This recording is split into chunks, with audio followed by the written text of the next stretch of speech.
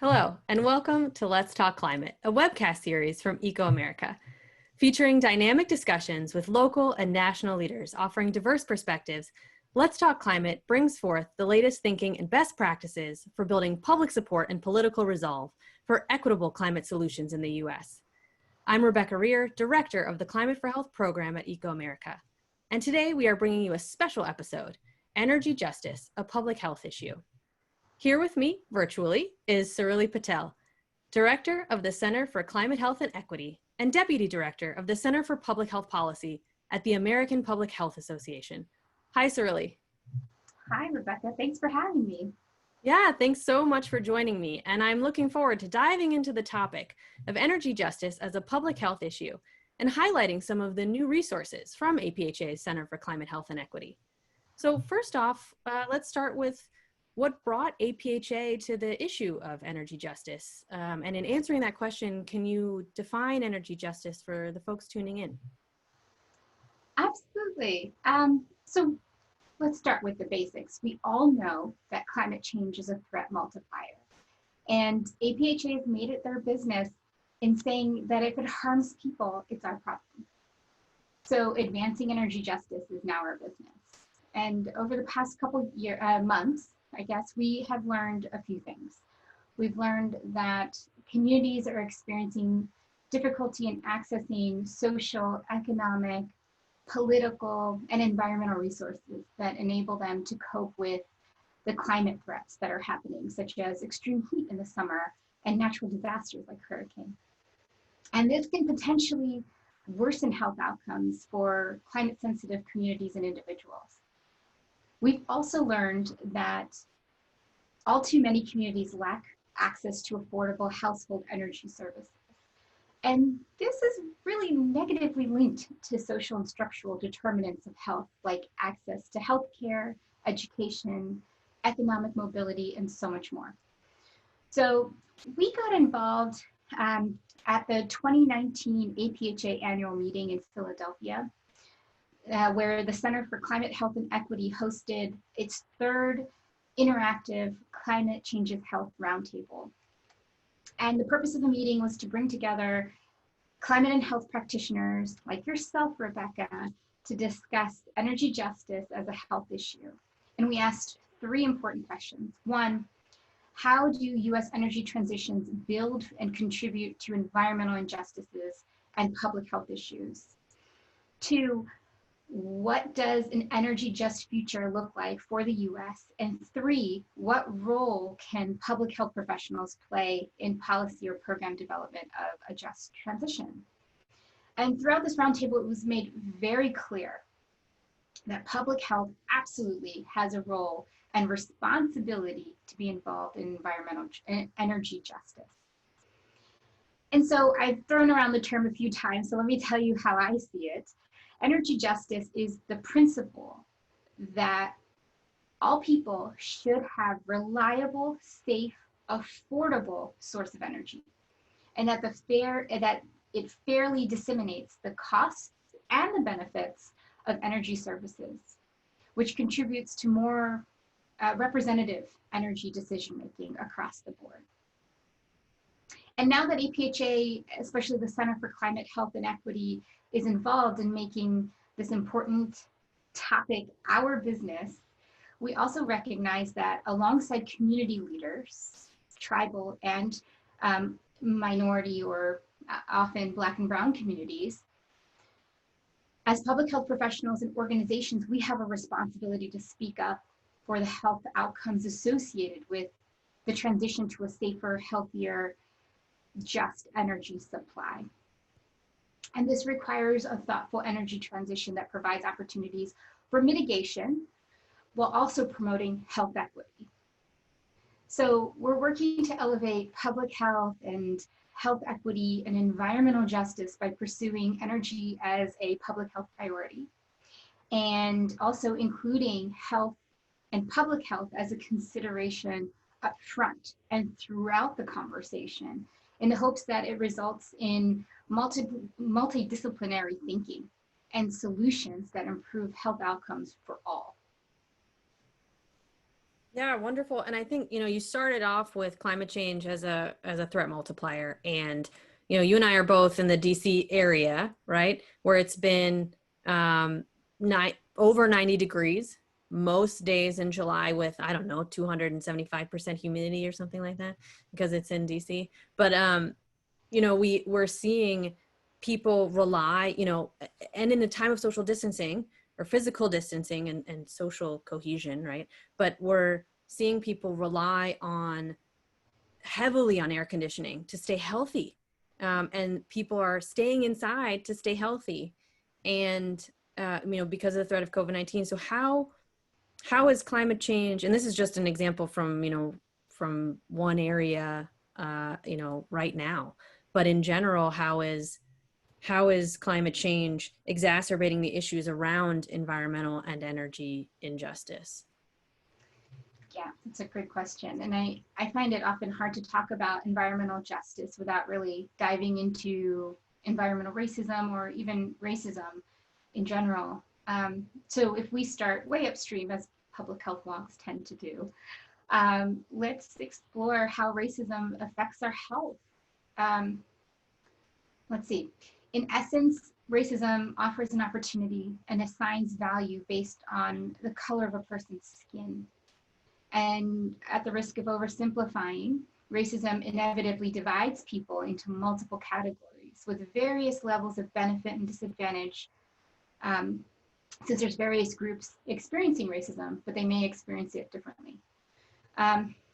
What's a little challenging is that racism may be applied intentionally or unintentionally, because we're not born with any racial biases. It's baked into our systems and our policies that offer opportunities or disadvantages to achieve good health, because these were designed by people with implicit or explicit biases. And since racism is a driving force of the social determinants of health, like housing, access to food, our physical environment, or community, as you mentioned, with social cohesion, it's important to lift up the notion that environmental racism has systematically, both intentionally and unintentionally, put people of color at an unfair disadvantage. So environmental racism, the disproportionate impact of environmental hazards on people, often occurs without input from those who are affected.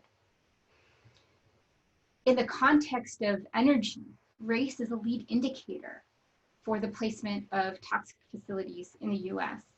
It also impacts housing. Housing in general is one of the best known and most well-documented social determinants of health. And the affordability, zip code, meaning where you live, quality of housing, all have been independently linked to health.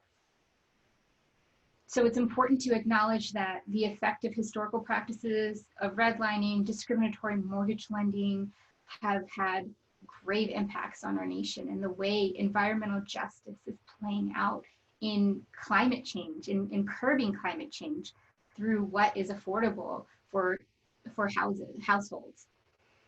There's this one report by the Center for Responsible Lending that in 2016 found African American Latinx borrowers received a combined 9% of conventional mortgage loans compared to white borrowers who received over 70% of conventional loans. And the report also confirms that the continued trend of higher rates of denial in mortgage applications for African American and Latinx applicants compared to whites. So what this says to us is that there is a huge, not just energy access, but an affordability component to all of this. So access and safe energy is one component of this, but it's also, can you afford it if you do have a line of energy coming to your house? And so advancing energy justice challenges these inequitable structures within the US energy system. Without household affordable energy, families are choosing to keep their air conditioning off during extreme heat events. There have been several reported cases of illness and even death due to energy shutoffs due to unpaid bills in energy. And in the COVID area, like you mentioned, communities and individuals are reimagining what cooling centers look like for those who don't have access to air conditioning or can't afford to turn it on. in that, there are physical distancing guidelines as well as capacity limits. So how many people can go to a cooling center? How many do we need to have throughout a community, neighborhood, or city? And these are just a few concerns that energy continues to contribute to and widen the gap for communities to achieve good health. Yeah, and I so appreciate the way you talk about taking, an upstream approach, because, well, first, I'm a public health nerd as well. So, of course, that's also how I'm thinking about it. But it's so important to recognize the impacts to communities at the point where energy is made. So at these, at the siting of these plants, right? Energy producing facilities, and all along, across that energy production pipeline, illusion intended, right? It's this energy infrastructure that impacts people all along the way.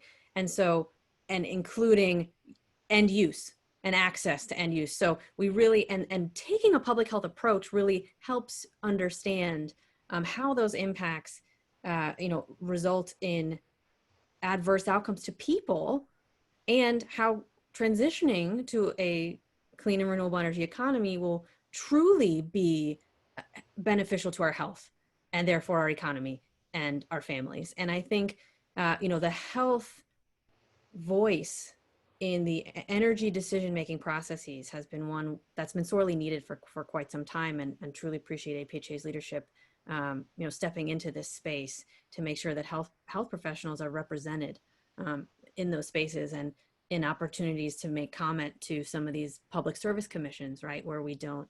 And I remember that was a topic that came up at the roundtable, was really public health professionals don't have the opportunity or don't know about that process enough to comment, in the siting of energy producing facilities, or in this shutoff issue that you mentioned for people, especially with pre-existing conditions or on medication, who need to be able to regulate their body temperature. So truly appreciate you bringing, shedding light on a lot of those issues. And I also want to just quickly mention that in a previous Let's Talk Climate episode, we did have the opportunity to talk more in depth about environmental racism, climate justice, and health with Vernice Miller-Travis. So I do encourage folks to tune into that for digging deeper into that topic. And so just heading into our final question here, you've sort of brilliantly summed up the issues, and I hope inspired people, to explain why health professionals need to weigh in. But I guess I want to end with how. What is your advice for health professionals? What can health professionals do to improve health through energy justice initiatives on both the national and the local levels? Yeah, the how is so important. Given the core outcomes of energy justice align so nicely with the values of public health practitioners in the field of public health. Energy justice can be viewed as a public health solution, along with climate and health, to solve climate and health inequities. And so there's several ways public health professionals can engage alongside community and tribal leaders, including lending their voice to the conversation. I think you said it so eloquently. Oftentimes public health professionals don't know where to intersect. And let me give you some more concrete examples of where to lend a voice. First, it's build partnerships with the underrepresented frontline and tribal and other communities that are protecting land, which various energy interests see as available to them. Consider supporting the advancement of energy efficiency and affordable alternative forms of energy in historically marginalized communities, including low-income and communities of color. And then partner with community action agencies and serve as a voice of connection with local or county government. Local is so important in this conversation. And for those with a particular research background, consider quantifying the health impacts and costs of energy injustice to support cultural change that prioritizes energy justice and human well-being. It's so important to promote energy and efficiency in home and public operations through community and agency engagement. And that's a really deep way public health professionals can engage. a just transition is often inappropriately imagined solely as an economist's or an environmentalist's task. But with energy justice being a public health issue, it's a health equity issue as well. So we really need public health practitioners, and when I say that, I mean academics, I mean local and state and tribal health agency practitioners, I mean nurses, just the whole gamut. Students are getting more involved, public health students, to really get involved so that we have a wide range of actors to help reimagine what a sustainable system transformation we can do on the energy sector. And then, if I may get on my soapbox, this is something that everyone can do, is to vote. Register to vote, get to know your polling place, where to go in person, or perhaps how to vote by mail, well before November. We're just a few months out, and learn about your candidates. And so while we think about, November's election, we're thinking about national, but a lot of decisions are happening at the local level. And they're more immediate ones that impact our community, from schools to parks to our criminal justice system and so much more. Energy is also being discussed at the local level. So get to know your ballot and vote for your health. It's not because it's your right, it's your obligation and duty. And no matter how climate or energy economy has played a role in shaping your health today, know that you can exercise your right to make it a change that is a lasting and sustainable one. And then once you've done this, go help your friends and family, maybe an elder neighbor, to get to the polls this November too. Yeah, I absolutely. And, ecoAmerica just put out our Get Out the Vote resource, which again, goes in much more in depth with everything, all the important points you just made, especially, not just voting, but helping people to vote. There are going to be likely fewer in-person polling places this year, and more opportunities to navigate the vote by mail process. And we just all need to be hyper vigilant about making sure that everybody's one vote, counts, and we can all, and I just appreciate that you're talking about it as our duty, not just our right, but our duty. And truly sitting with that for a minute, given that it was a hard fought battle for many folks in this country to vote, and we can honor them by making sure that we vote and vote for health this November. So yeah, I think we covered a whole lot of ground in a little bit of time, and I hope that people, if you're watching, you can check out the comments below, and we'll include a link to a blog that will have all the resources that we talked about today, a couple from APHA, a couple from Climate for Health and ecoAmerica. And just want to say, Surili, thank you so much for spending time with me to share your wisdom and concrete actions. I'll also, give a shout out to the U.S. Call to Action on Climate, Health, and Equity that talks a lot about energy and those priority actions. And I know we're both signatories to that, and provides a lot of action items that health professionals can take both institutionally and individually. So let's all follow through on your advice to take action and to prioritize health in the energy system. Please join us every Thursday for live episodes of Let's Talk Climate. Engage with us online with the hashtag Let's Talk Climate, and be sure to subscribe and follow us on our social channels for the latest thought leadership, resources, and episodes on climate action and advocacy. From all of us at ecoAmerica and Climate for Health, thank you. Please join me in caring for our climate in order to care for our health. Stay well, stay safe, get active. Thanks so much, Surili. Thank you.